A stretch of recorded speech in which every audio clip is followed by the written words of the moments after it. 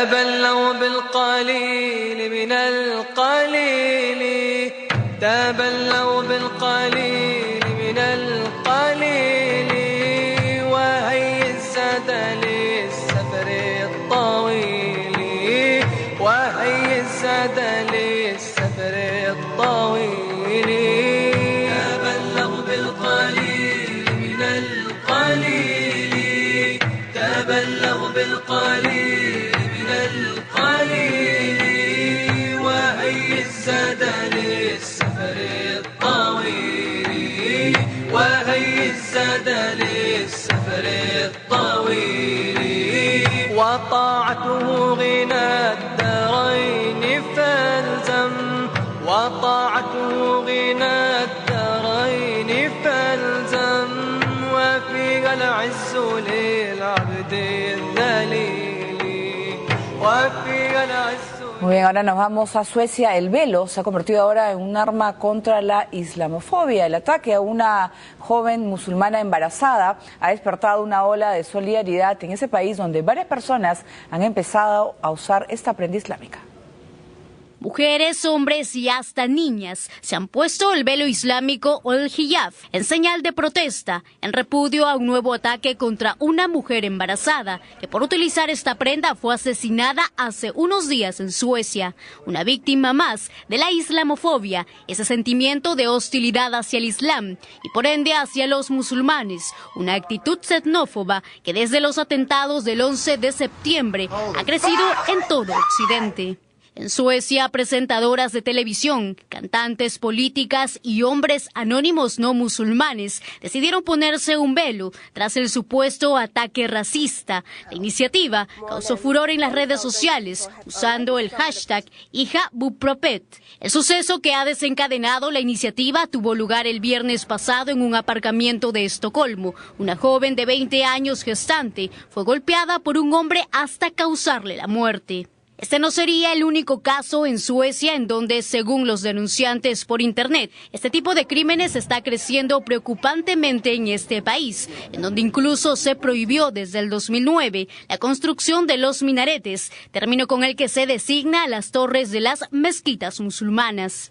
En ese contexto, horas después, la activista y bloguera tunecina Amina Tyler anunció su decisión de abandonar Femen, argumentando que las acciones del grupo, conocido por el uso del topless en sus protestas, han sido contraproducentes en el país. Los acusó directamente de islamofobia y financiación opaca. Amina, la joven que se encuentra en libertad condicional hasta la celebración del juicio contra ella, ha dicho que no quiere que su nombre esté asociado a una organización que afecte los derechos de los musulmanes. Hemos hablado de lo que está sucediendo en Suecia, pero en diversos países de Europa se han presentado casos de rechazo a las mujeres por el simple hecho de llevar un velo y ya las separan y es una especie pues de xenofobia, ¿no? Decir que es musulmana, entonces te rechazo. Todo eso, muchísimos casos a partir de lo que sucedió en el 11 de septiembre. En Francia, por ejemplo, está prohibido que las niñas vayan al colegio usando un velo. Bueno, en el caso francés, las niñas y las maestras no pueden usar velo. En el caso alemán, las maestras no pueden usar velo. Como tú bien dices, a partir del 2001 se dio un debate muy interesante en toda Europa en torno a el velo, ¿no? Y hay diferentes, digamos, sustentos, digamos. Por un lado, hay el tema de la islamofobia, obviamente. Luego lo sucedió el 11 de septiembre del 2001, pues aparece este hecho que Huntington llamaba choque de civilizaciones y la degradación del Islam como una religión, pues, conservadora, arcaica, violenta, fundamentalista, terrorista, lo cual no es cierto. Eso es por un lado. Por otro lado, también hay toda la discusión en torno al Estado laico y el Estado laico que debe ser neutral frente a las religiones. Puede tener mucho fundamento, pero también el Estado laico tiene que permitir pues la libertad de cada ser humano de llevar a cabo sus creencias, y así como una postalito, una virgencita, para alguien es importante, es un trabajo, pues el velo para muchas personas, mujeres islámicas, es también muy importante.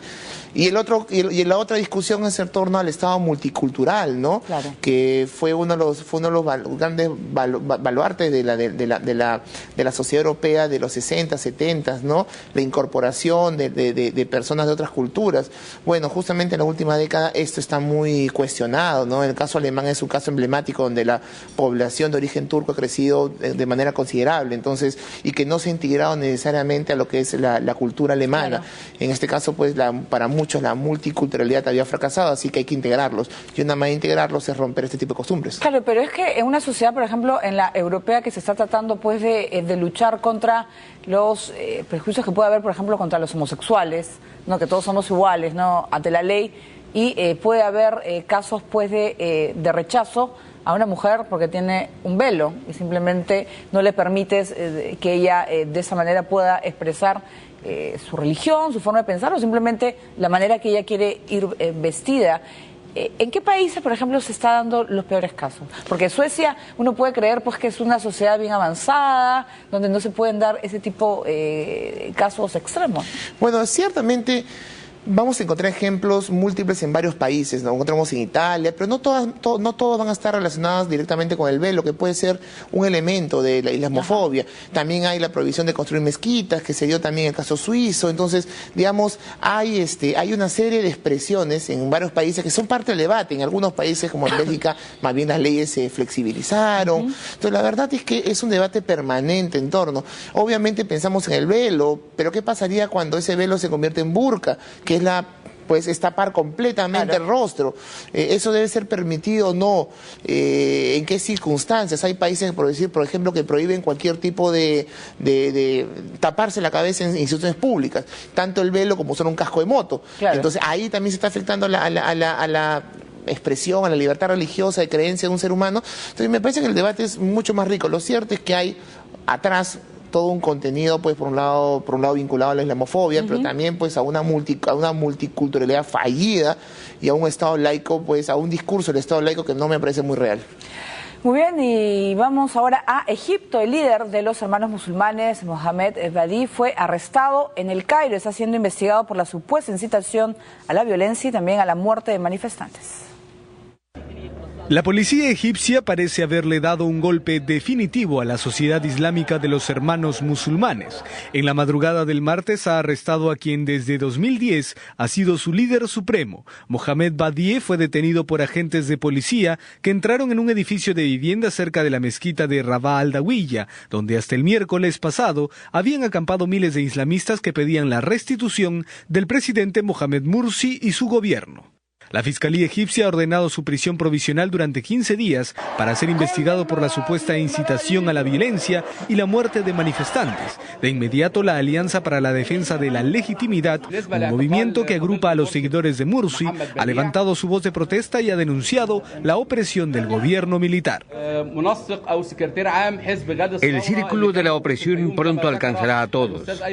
El ciclo del acoso va a aumentar y la libertad de expresión será eliminada. El apoyo a Morsi no solo se expresa en Egipto. Otros países musulmanes como Pakistán han manifestado a través de movilizaciones su deseo de que el derrocado presidente regrese al poder. Mujeres y niños han salido a las calles de Karachi para elevar sus brazos y señalar con sus dedos el número 4, tal como lo hacen los manifestantes en El Cairo. Es una manera de identificarse entre ellos, aunque no tiene un significado místico o filosófico. La razón es que en árabe el 4 se pronuncia Arba'a, e invirtiendo las letras se llega a la palabra Rabaa, el nombre de la plaza que fue escenario de los sangrientos desalojos la semana pasada. Muy bien, vamos a poder hablar de qué es lo que está pasando en Egipto. ¿Cómo ves tú la situación? Porque es increíble toda la violencia que se ha podido vivir en los últimos días. Realmente es impensable que la comunidad internacional no haya puesto pues su grito al cielo, una voz mucho más enérgica frente a la matanza que hemos visto en los últimos 3, 4, 5 días. Estamos hablando que en las últimas semanas simplemente han habido alrededor de 1000 muertos. Solamente para poner un ejemplo, el presidente Lugo en Paraguay es destituido por la muerte de un poco más de 10 personas. campesinos y policías. Por eso lo destituyen. Aquí estamos hablando de 1000 muertos, que ya llega pues a matanza. El uso de francotiradores, claramente una represión pues totalmente... Han quemado gente, vive en la una represión totalmente, totalmente exagerada. Solamente para poner el caso de Siria, ¿no? En el caso de Siria, Al-Assad por lo mismo es considerado un violador de derechos humanos y obviamente todo el mundo occidental deslegitima su gobierno y apoya a los rebeldes. Por lo mismo, pues Al-Sisi, pues que es en verdad el poder tras la sombra, no recibe los mismos adjetivos.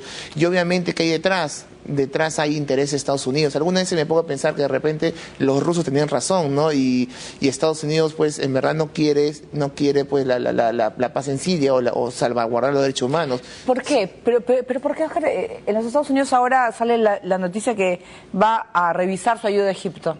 ¿Realmente cuestiona esa ayuda? Porque es uno de los países que más recibe. Bueno, ¿no? hay que ser sincero, ¿no? Más allá de la ayuda, Estados Unidos debe pensar en que si lo que lo hicieron los militares en Egipto fue un golpe de Estado. 2, si lo que estamos frente a violación de derechos humanos. Todo esto, si Estados Unidos lo reconoce, significaría inmediatamente la paralización de toda la ayuda militar, que estamos hablando de $1.300 millones anuales a los militares, directamente a los militares. Y obviamente los americanos tienen otros intereses. Y así como en Siria tiene un interés que básicamente golpear a Irán, en Egipto pues el interés fundamental de Estados Unidos es mantener la estabilidad de Israel. Y Egipto es un garante, los acuerdos de paz de finales de los 70 garantizan la estabilidad de Israel, además de la no propagación de los radicales islámicos, que es otra preocupación de los americanos. ¿Tú crees que va a ser posible y que puedan eliminar por completo a los hermanos musulmanes como se está buscando? No. En las últimas 4 o 5 décadas desde nacer ya se hicieron intentos de controlar y eliminar a los hermanos musulmanes, y ellos han sobrevivido en la sombra y han permanecido con organizaciones bastante efectivas de redes sociales muy importantes que permitieron que una vez llegada pues la elección de Morsi, todo este aparato político social pues emergiera y llevara a Morsi a la presidencia. No lo van a desaparecer. Ahora, creo que la pregunta interesante sería acá es, ¿qué puede pasar en el futuro de Egipto? ¿No estamos frente al inicio de un conflicto civil al estilo sirio o vamos a regresar a lo que sucedió décadas anteriores con unos hermanos musulmanes viviendo en la sombra, ¿no? Y el autoritarismo en toda su expresión. Por país. Muy bien, ahora nos vamos.